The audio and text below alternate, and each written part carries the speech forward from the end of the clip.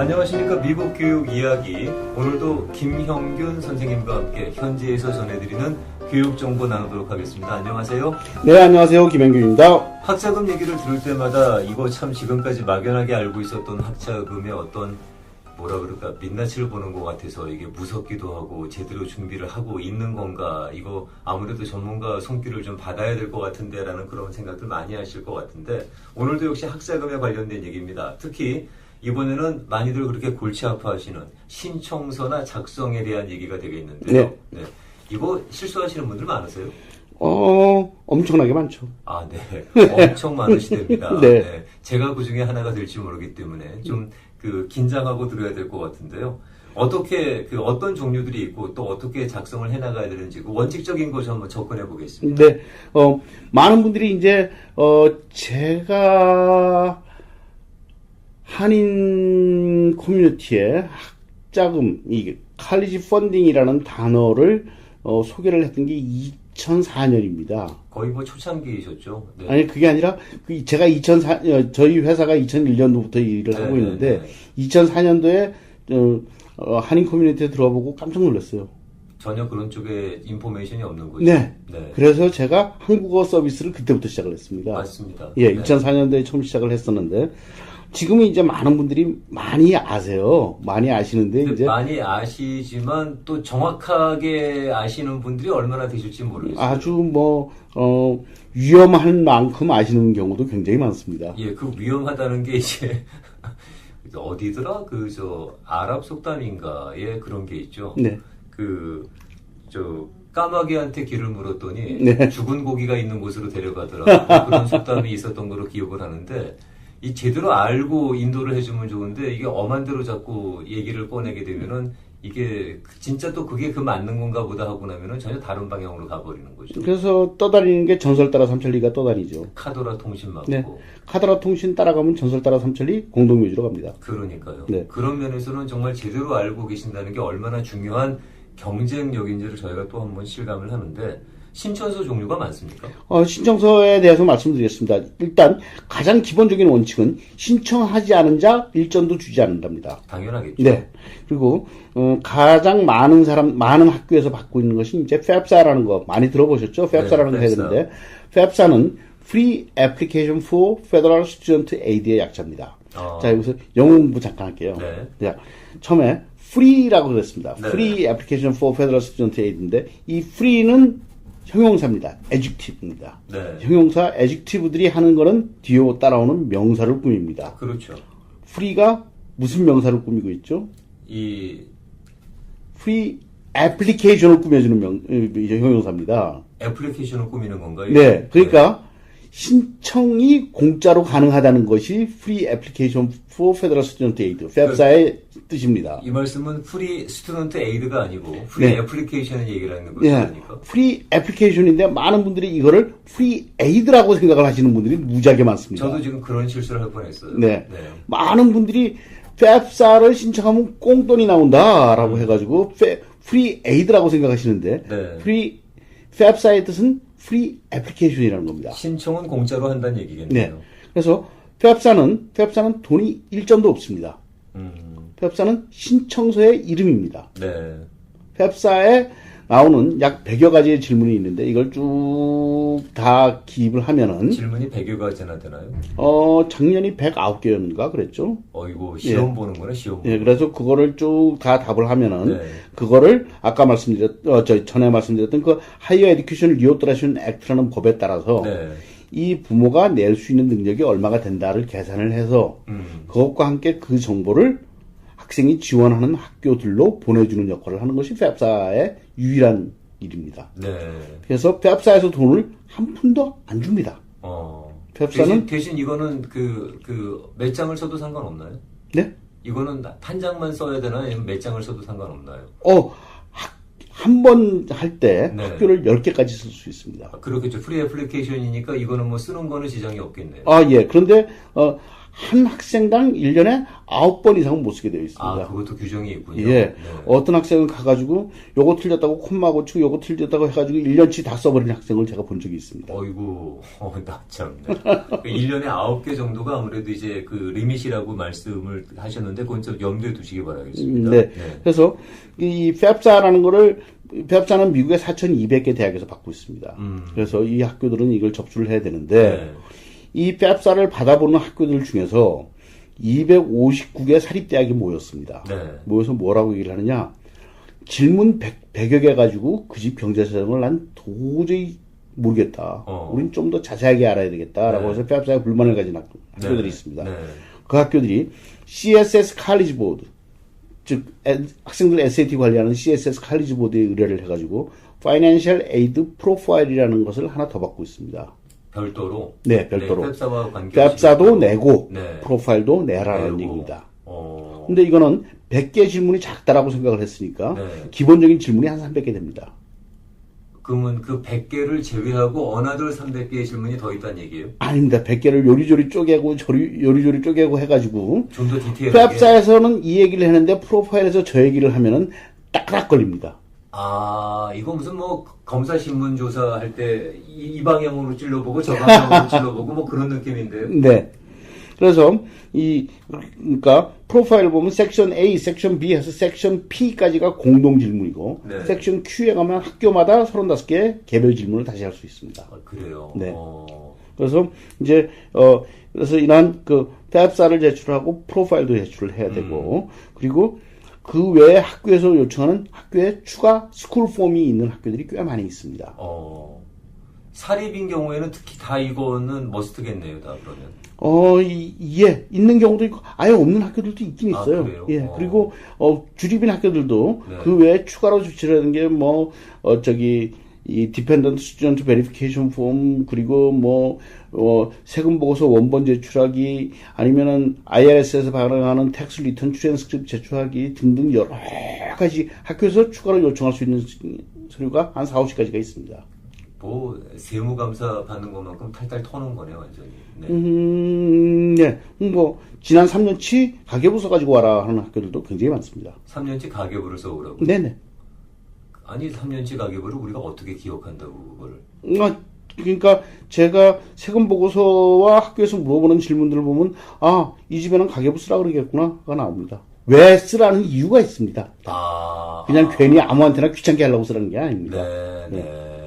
그래서 이러한 것들을 작성을 하는데 이 작성의 기본 원칙을 말씀드릴게요. 네. 자, 작성의 기본 원칙은 사실에 근거하여 실제 사실을 쓰고 잠깐만 여기서 한 가지 또 약간 좀 꼼수적인 질문입니다만 네. 꼭 사실에 입각해서 써야 되는 건가요? 네. 네. 왜냐하면은 이거는 학생의 교육을 위한 겁니다. 네.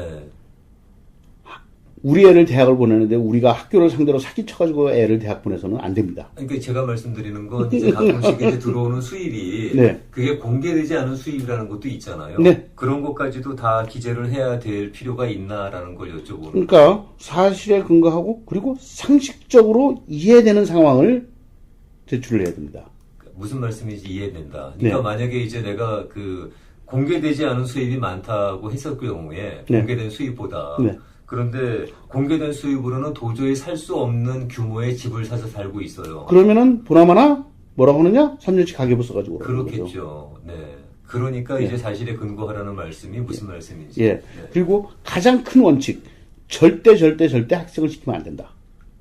학생을 시키면 안 된다. 네. 학생이 하는 게 아닙니다. 이거는 원래 부모 책임입니다. 그리고 부모님이 하셔야 됩니다. 근데 이거를 학생들을 시키면 어떻게 되느냐? 학생들이 전혀 모르는 남의 얘기를 그리고 스트레이트 A인 학생도 한 번도 들어보지 못한 그렇죠. 단어들이 나옵니다. 이거는 그렇죠. Adjusted Gross Income, Itemized Deduction. 그건 우리가 세금 보고 때 쓰는 얘기죠. 네. 5.0 학생도 한 번도 학교에서 들어본 적이 없는 단어만 나옵니다. 해본 적이 없겠고 또. 예. 그걸 남의 얘기를 쓰기 시작합니다. 네. 어떤 학생 정말 뛰어난 학생이에요. 근데 학생이 이제 그 FAFSA 프로파일을 써가지고 썼다가 마지막 제출을 안 하고 아버지 엄마한테 엄마 아빠 이거 내가 하는 게 아닌 것 같아요. 그래서 저한테 상담을 하러 왔습니다. 네. 제가 빨간 색연필을 들고 보기 시작하는데 서너 페이지 넘어가니까 유혈이 낭자합니다. 다 빨간 글씨로 코렉션 하셨구나. 네. 이게 유혈이 낭자해집니다. 학생이 절대 하면 안 되는. 이거 뭐 공부 잘하고 안 하고를 떠나서 부모님이 영어를 할 줄 알고 못하고를 떠나서 네. 이거는 부모님 책임이라는 거. 네. 네. 자, 그래서 제가 COA-FC equal need라고 그러니까 그럼 need가 커야지 도움을 많이 받겠네라고 해서 그럼 그렇지. FC가 낮아야 되겠네. FC가 낮으려면은 내가 무조건 소득이 낮아야 되고 그리고 소득도 낮고 재산도 없다 그러면 되겠네. 라고 생각을 해서 작성을 하시기 시작하면은 이제 이 카드라 통신을 따라서 공동묘지로 들어가는 이제 전설 따라 삼천리가 되는 겁니다. 그런 상황이면은 지금 이제 이사하셔야 되는 상황이 되는 거죠. 네. 그러니까 어떻게 되느냐? 부모님들이 이거를 무슨 웰페어 신청서처럼 생각하고 작성을 하시면 네. 무조건 실패합니다. 자, 기본 개념을 뭐라고 해야 되느냐? 이건 3자 공동 투자 제안서다. 네. 부모님이 학교에다가 이렇게 제안을 하는 겁니다. 헤이, 우리의 얘한테 투자하면은 미래에 건질 게 무지하게 많은 것 같아. 그래서 나는 얘를 위해서 나의 있는 모든 힘을 다하겠어. 내가 가진 모든 걸 얘한테 투자하고 싶어. 그런데 내 지금 경제사정 볼래? 내가 다 내기 힘들거든. 너도 어떻게 같이 투자해가지고 얘 잘 될 때 우리 같이 나눠 먹자. 우리 동업하자. 라는 동업 제안을 하는 겁니다. 자, 김영준 씨한테 누가 동업을 하자고 동업 사업 계획서를 들고 왔습니다. 네. 동업 사업 계획서를 읽어보니까 앞뒤가 안 맞아요. 네. 투자하시겠어요? 못하죠. 네. 투자할 마음이 샥 사라집니다. 그러니까요. 딱 보니까 이건 완벽한 거짓말이야. 절대 투자 안 합니다. 그렇지. 학교도 마찬가지입니다. 학교에 제출한 Financial Aid 학자금 신청서 애플리케이션을 쭉 보다 보니까 앞뒤가 안 맞아요. 네. 그러면은 추가 서류를 내라 그래요. 그렇죠. 추가 서류 받아서 보니까 추가 서류에 완벽한 거짓말이야. 그렇지. 일전도 투자 안 합니다. 그럼 여기서 한 가지 질문이요. 네. 혹시라도 물론 이제 학교로 결정하고 이제 이런 그 파이낸셜 에이드를 갖다 신청을 하겠지만 네. 그렇게 해서 잘못된 내용이 갔다 어느 학교에 네. 그걸 다른 학교하고도 이 친구들이 쉐어합니까? 꼭 그렇지는 않습니다. 네. 그런데 뭐 이쪽에서는 여러 가지를 할 수 있겠지만은 근데 블랙리스트가 뜨는 경우도 있다라고는 들었습니다. 근데 뭐 정확한 경우는 모르겠지만 그래서 학교에 제출한 파이낸셜 에이드를 학교에서는 3자 공동 투자 제안서를 받은 입장에서 네, 죄송합니다. 제가 자꾸 질문은 부정적인 자꾸 꼼수를 노리는 그런 질문만 드리는 것 같아서 죄송합니다. 네, 그래서 그거를 다시 재검토를 하는데 그래서 예를 들면 이런 경우가 있었습니다. 한 분이 저희한테 오셔가지고 어머 저희는 저소득이에요. 저희는 학자금 지원 많이 받아야 돼요. 저 많이 받게 해주세요. 라고 왔어요. 뭐 당연히 그런 욕심을 갖고 오시겠죠. 네. 그래가지고 네 알겠습니다. 그래가지고 세금 보고서를 받고 이제 제가 이제 순서대로 저희가 이제 물어보는 순서가 있습니다. 순서에 쭉 맞춰서 학생 전공도 물어보고 학생의 어플라이를 학교도 물어보고 등등을 다 물어보면서 이제 세금 보고서를 받아갔습니다. 네. 세금 보고를 4만 불을 해가지고 오셨더라고요. 4인 가족이 서든 캘리포니아에서 4만 불 수입이면 정말 살기 힘듭니다. 네. 근데 그래서 우리는 저소득이에요. 우리는 많이 도움받아야 돼요. 그래서 학교에서 물어보는 순서를 쭉 질문을 하고 그 인포메이션을 모아서 네. 학교에다 제출할 나의 실제적인 파이낸셜 에이드 애플리케이션 3자 공동 투자 제안서에 동업 사업 계획서가 뭐라고 쓰이게 되느냐? 그 집이 모기지를 한 달에 3,000불을 폐해갖고 있습니다. 어이구. 그러니까 어떻게 되느냐? 나는 4만 불을 벌어서 36,000불을 모기지를 내고 나머지 4,000불로 프로퍼티 텍스도 내고 그렇지. 4인 가족이 잘 먹고 잘 살고 차를 아빠는 벤츠를 타고 엄마는 BMW를 탄다. 라는 이 동업 투자 요청서를 내는 겁니다. 말이 안 되는 그럼 거죠. 학교에서 대단한 재주를 가졌으니까 돈 7만 불 정도 내는 건 장난이겠네요. 다 내세요. 그러고 맙니다. 실제로 1전도 안 나왔습니다. 그 당신들이 사는 규모를 전혀 고려하지 않으시는 거죠. 네. 그 학생이 실제로 하버드를 붙었습니다. 학교에서 1전도 안 줬어요. 참 부모님이 좋아해야 될지 어떻게 해야 될지. 그 학생 못 갔어요. 아, 그래요? 네. 그래가지고 그런 거 제출하면은 학교에서 뭐라고 하느냐, 지난 3년치 가계부 써가지고 그러랍니다. 아, 가계부 쓰니까 안 써지거든요. 그러지, 못 쓰죠. 쓸 네. 수가 없죠. 가계부 쓰다가 안 되니까 뭐라고 얘기를 하느냐, 내가 예전에 벌어놨던 돈이 있어서 그걸로 쓰고 살았다. 라고 하니까, 그럼 지난 30년치 세금 보고서 다 가지고 와봐. 그럽니다. 이야, 그렇게까지도 얘기해요? 네? 언제 잘 벌었는데 가지고 와봐. 그럽니다. 그러니까 다시 얘기하게 되면은 납득이 안 가는 거는 결코 그냥 지나치지 않겠다는 거네. 네. 예전에는 좀 그런 경우가 좀 많았는데 요즘은 좀 그러시지 않으십니다. 이른바 기러기 네네네. 분들이요. 네. 예. 아버님은 한국에서 뭐 예를 들어서 연봉이 1억입니다. 네. 그런데 어머님이 여기 와가지고 아르바이트 해가지고 1년에 10,000불을 벌었어요. 네. 그래가지고 한국 세금 보고서는 모르니까 미국에서 세무신고한 10,000불만 딱 딸랑 해가지고 접수를 합니다. 그렇겠죠. 네. 그러면은 학생한테 너희 아버지 직업은 뭐니? 교수님이요. 근데 직업이 하나도 없어요. 소득이 하나도 없어요. 완벽한 거짓말이거든요. 그렇죠. 한 푼도 안 줍니다. 그럼 그것도 그러면은 한국에서의 어떤 수입 출처를 갖다가 기재를 해야 된다는 말씀이죠. 기재하는 정도가 아니라 여기서 다시 해가지고 세금 보고 등등 뭐 여러 가지 학교에서 가장 납득하기 좋은 방법으로 깨끗하게 정리해서 학교에다 제출해줘야 됩니다. 그거는 혹시라도 여기서 자녀 교육 때문에 혼자 와 계신 분들은 좀 염두에 두셔야 되겠습니다. 요즘은 그래도 그런 식으로 이 숨기고 하려는 사람들이 많이 없어졌습니다. 그래서 네. 정상적인 방법을 많이 택하고 계신데 네. 예전에는 그래야 되는 걸로 생각을 하셨던 분이 꽤 많습니다. 안 그러면 바보다 돼갖고. 네. 그 학생이 그래가지고 커뮤니티 칼리지를 가면은 학교에서 내 돈 안 들어가니까 그냥 줘버려요. 그렇지만 그 학생이 좋은 학교 붙었다? 절대 못 갑니다. 네. 자녀분이 공부 열심히 해서 좋은 대학에 그 합격을 했을 때, 네. 그때부터 정말 그 대학에 그 학생이 들어가서 공부를 할 수 있느냐 없느냐는 이제부터는 부모님의 책임이겠군요.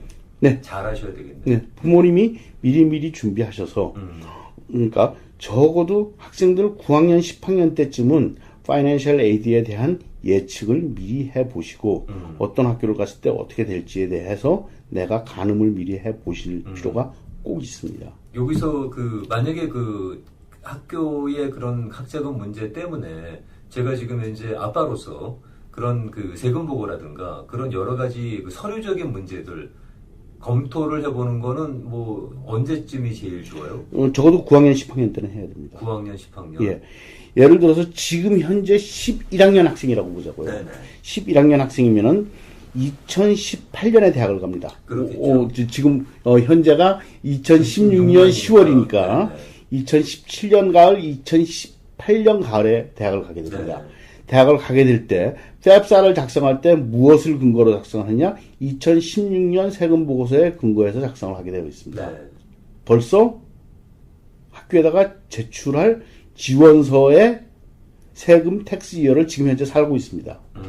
그렇기 때문에 그 이전이면 제가 어드바이즈를 좀 해줄 수 있는 것들이 있지만 11학년만 돼도 벌써 제가 제시할 수 있는 옵션이 왕창 줄어들었습니다. 그렇겠네요. 네. 9학년 때, 10학년 때 미리 예측해보지 않으면 할 수 있는 아무런 방법이 없는 경우가 굉장히 많습니다. 그러니까 우리 애가 11학년이면은 정말로 지금 이 해가 베이스 텍스 이어입니다. 그렇겠네요.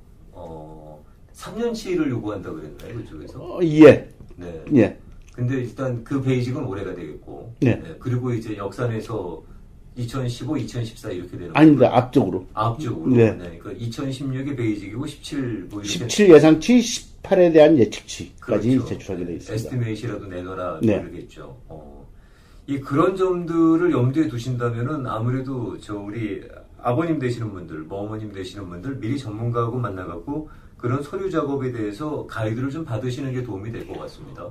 저희가 상담을 해보면은 9학년, 10학년 때 미리 학생한테 미리 와서 준비를 하시고 아버님, 어머님이 같이 오셔서 상담하신 분들이 네. 가장 일이 잘 풀립니다. 그렇겠네요. 네. 그리고 그래서 뭐 어머님만 왔다 가시고 난 다음에 나중에 아버님들이 뭐 어디 가서 무슨 소리를 듣고 왔는지 뭐 그러시면은 이제 뭐 아무것도 진행이 안 되고 있다가 마지막 결국은 원서 쓸 때 와가지고 허덕허덕거리면서 하면은 도대체 다음을 어떻게 해보지 맞아요. 못하는 상태가 되어 있는 경우가 굉장히 많습니다. 집 보러 갈 때 두 분이 같이 가야 결정이 나듯이. 네, 그렇습니다. 이것도 마찬가지입니다. 두 분이 같이 오셔야 그래야 도움을 좀 받을 수 있는 거지. 예. 그랬을 때 가장 좋은 결과가 나오더라. 그렇습니다. 그런 것이 저희 경우입니다. 혹시라도 이런 파이낸셜에 대해서 궁금하신 분들은요, 웹사이트를 하나 일러드리겠습니다. 주소가요, www.financialaidkorea.com입니다. Financial 스펠링이 FINANCIAL, aid, AID고요, 코리아, KOREA인데, 띄는 거 없이 그냥 같이 쓰시면 됩니다. financialaidkorea.com을 방문하셔서 확인해 보시면은 내용 좀 숙지하실 만한 게 많으실 거라고 생각합니다. 자, 오늘 바로 이 파이낸셜 에이드 신청서의 종류와 작성 원칙에 대해서 함께 말씀을 나눠봤는데요. 다음에는 어떤 방향으로 이 말씀 이어가실 예정이셔요? 다음에는 학자금 준비를 할 때 가장 중요하게 생각해야 될 것을 다시 이렇게 지금 한 3번에 걸쳐서 말씀드렸으니까 그렇죠. 그 중에서 가장 에센스를 골라서 다시 한번 정리를 해드리도록 하겠습니다. 몇 번을 들어도 저희에게 이게 또 놓치고 지나갈 텐데 그 점을 다시 한번 여러분께 썸머리하는 시간 갖도록 하겠습니다. 오늘도 교육 컨설팅 전문가 김형균 선생님과 함께했습니다. 좋은 말씀 잘 들었습니다. 네, 감사합니다. 감사합니다.